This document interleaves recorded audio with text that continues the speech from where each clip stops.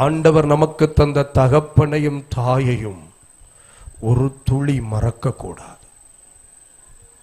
இதே கன்னியாகுமரி மாவட்டத்தில் ஒரு இடத்துல முதல் நாள் கன்வென்ஷன் முடிச்சு ஸ்டேஜில் இருந்து கீழே இறங்கினேன்.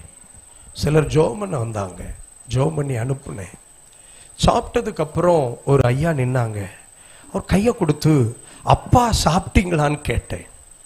சாப்பிட்டீங்களா அப்பா? ஏன்னா என் அப்பா ஸ்தானத்தில் இருந்ததுனால அப்பான்னு கேட்டேன். என் கையை பிடிச்சி தேம்பி தேம்பி அழ ஆரம்பிச்சிட்டேன். கண்ணீரோடு நின்னார். கேட்டேன், ஏன் அழுறீங்க? எதுக்குப்பா அழுறீங்க? அவர் சொல்றாரு, எனக்கு 6 பிள்ளைங்க, 6 பிள்ளைகளையும் படிக்க வச்சேன், 6 பிள்ளைகளும் நல்ல வேலையில ஏத்துனேன், 6 பிள்ளைகளுக்கும் நல்ல வீடு வாசல்களை ஏற்படுத்தி கொடுத்தேன், திருமணம் செய்து கொடுத்து எல்லாம் செஞ்சேன். ஆனா இன்னைக்கு ஒரு பிள்ளை கூட என்னைய வீட்டில் ஏற்றுக்கொள்ள இல்லை.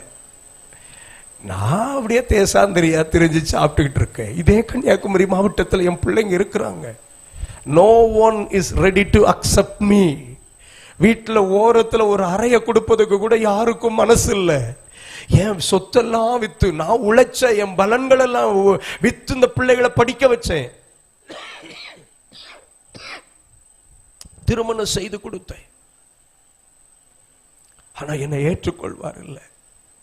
தனியா படுக்கிறேன், கிடைச்சா சாப்பிடுவேன், படுத்து தூங்குவேன். நீங்க அப்பான்னு சொன்ன உடனே எனக்கு தாங்க முடியலைன்னு ஒரு கண்ணீர் நிறைந்த ஒரு அனுபவம்.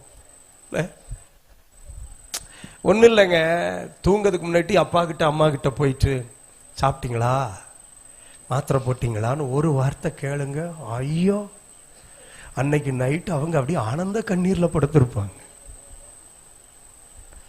எத்தனை தாய் தகப்பன் தெரியுமா?